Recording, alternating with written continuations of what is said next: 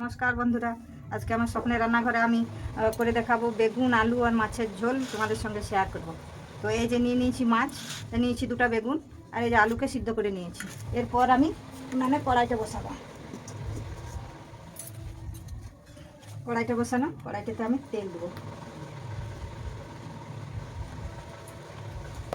তো এই যে বন্ধুরা, আমি আগে থেকে মাছটাতে নুন হলুদ মাখিয়ে রেখেছিলাম, আর কড়াইয়ের তেল আমার গরম হয়ে গেছে। আমি একে একে সব মাছগুলো দিয়ে দেবো। তো এই আমি বেগুনগুলো এইভাবে কেটে নেবো, এইভাবে ভালো করতে হবে। একটু ডুমো ডুমো করে বেগুনগুলো কাটতে হবে, খুব ছোটো কাটলে কিন্তু হবে না। ধরে যে আমার বেগুনগুলো এইভাবে কেটে নিয়েছি আমি, আর এ দেখুন আমি নুন আর হলুদ একটু মাখিয়ে নেবো। এই আমি নুন দিয়ে দিলাম, এটা আমি হলুদ দিয়ে দিলাম। এইভাবে আমি মাখিয়ে নেবো নুন আর হলুদ। আর নুন হলুদ মাখানো রেডি। আর এদিকে আমার মাছ ভাজা হচ্ছে। এইভাবে মাছগুলো আমি এখন উপাস থেকে উপাস দিয়ে দেবো। এইভাবে আমার মাছ ভাজা যে লাল লাল করে ভেজে নিয়েছি মাছগুলো, আমার মাছ ভাজা হয়ে গেছে। এরপর আমি মাছগুলো এইভাবে মাছগুলো আমি তুলে নিয়েছি। তো ওই তেলে এখন আমি তেলটাতে একটু নুন দেবো, একটু নুন দিলাম। নুন দিয়ে নিয়ে ওই তেলে আমি আলুগুলো ভেজে দেবো। লাল লাল করে আলুগুলো ভাজতে হবে। আলুগুলো আমার আলুটাও এইভাবে আমি ভেজে নিয়েছি লাল লাল করে। আমার আলু ভাজাও রেডি। আর এই তেলটাতেই এখন আমি আমার বেগুনগুলো ভেজে নেবো। আলু ভাজাও রেডি, লাল লাল করে ভেজে নিয়েছি। এখন আমি ওই তেলেই বেগুনগুলো ভেজে নেবো।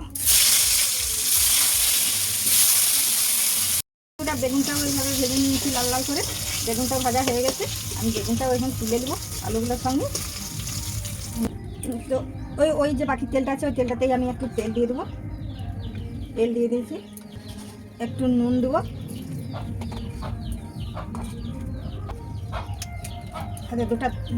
একটা শুকনো লঙ্কা, একটা তেজপাতা ফোড়ন দিলাম। তারপরে পেঁয়াজ কেটে দিলাম। আর মশলা নিয়ে নিয়েছি আমি। এটা রসুন বাটা, এটা আদা বাটা, এটা জিরা বাটা, এটা শুকনো লঙ্কা গুঁড়া, এটা গরম মশলা গুঁড়া, এটা হলুদ।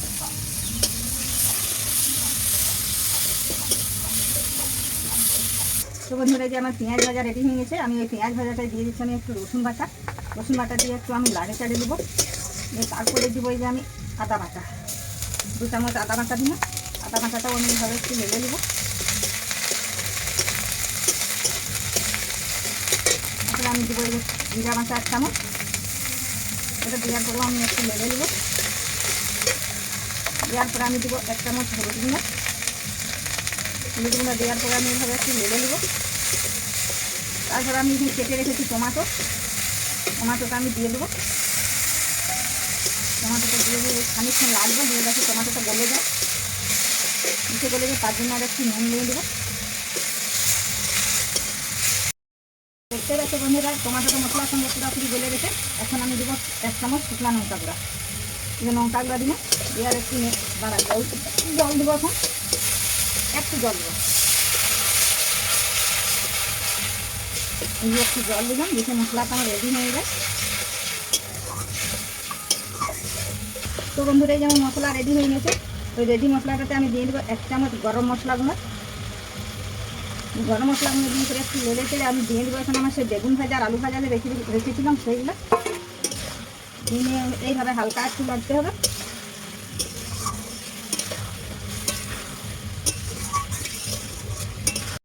দেখতে পাচ্ছি বন্ধুরা, আলু আর বেগুন মশলার সঙ্গে মাখা হয়ে গেছে। তো আমি তো ঝোল করবো, তার জন্য আমি আর একটু নুন দিয়ে দেবো।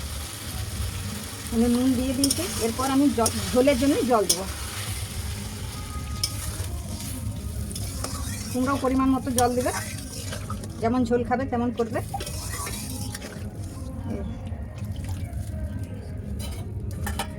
এই যে দেখতে পাচ্ছ বন্ধুরা, বেগুন আর আলু একটু ফুটে গেছে। এখন আমি ওতে দিয়ে দেবো একটু 2টা কাঁচা লঙ্কা, একটু ধনে পাতা, আর এই ভেজে রাখা মাছগুলো দিয়ে এইভাবে আমি একটু লেগে নেবো।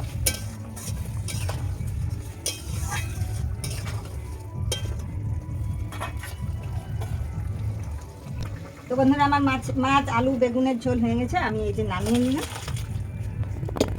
এই যে দেখতেই পাচ্ছেন, মাছ আলু মাছের ঝোল হয়ে গেছে বেগুন আলু দিয়ে। তোমরাও চাইলে করতে পারো বাড়িতে। পরের মেনু বেগুন দিয়ে আলু দিয়ে মাছের ঝোল আর পেঁপা ছেঁচকি। একটু খেয়ে দেখি কেমন হয়েছে। খুব টেস্ট।